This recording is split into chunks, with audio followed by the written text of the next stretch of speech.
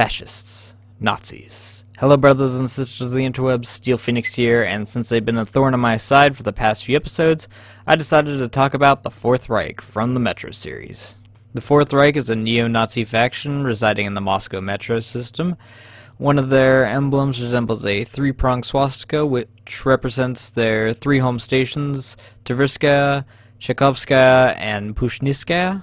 Much like their name and motif would allude to, their leader is titled the Führer, and they obey him without question. Though unlike their German counterparts, their idea of purity is genetic purity, free of defects or mutations caused by radiation.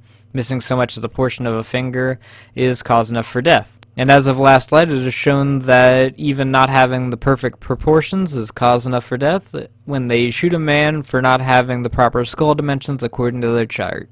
The chart, of course, is the standards according to the Führer.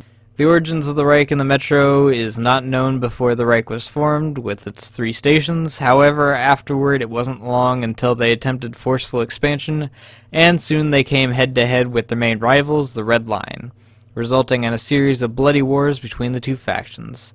The Reich is fewer in number compared to the Red Line, however, they more than make up for it with training and equipment which is among the highest quality in the Metro. They have a considerable fleet of rail cars mounted with machine guns as well as jury-rigged panzer tanks and supposedly at least 2 armored trains. Perhaps this means they will appear in Metro Exodus when it comes out.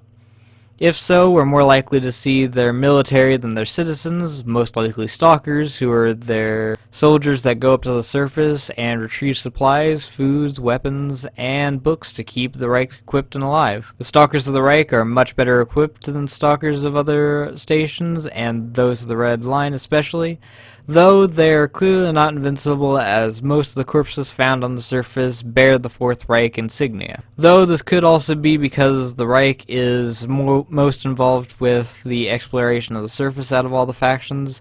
If they manage to gain a foothold on the surface due to the air becoming more breathable, we may also see other members of their military as well, from the common troopers, who despite being simple foot soldiers are very well equipped and trained, to the scouts, who specialize in mobility and stealth to scout enemy positions and find weaknesses for pushes, from the troopers and the heavies, whose main purpose is to reinforce weak spots, mow down enemy infantry, and destroy heavy targets such as Red Line tanks, equipped with full body armor, and while normally seen with a Shambler, there are examples of them being equipped with the Gatling. These are all led by the officers, who serve as the most important role in the Reich military, enforcing the law and protocol, punishing disobedient soldiers, and coordinating soldiers with information given by the scouts, and keeping morale high. They are very well decorated from their time in service to the Führer, and often are recognizable from other units by their trench coats, though they are least likely to be found on the surface if they appear in Exodus, unless the war between them and the Red Line has reached at least a ceasefire.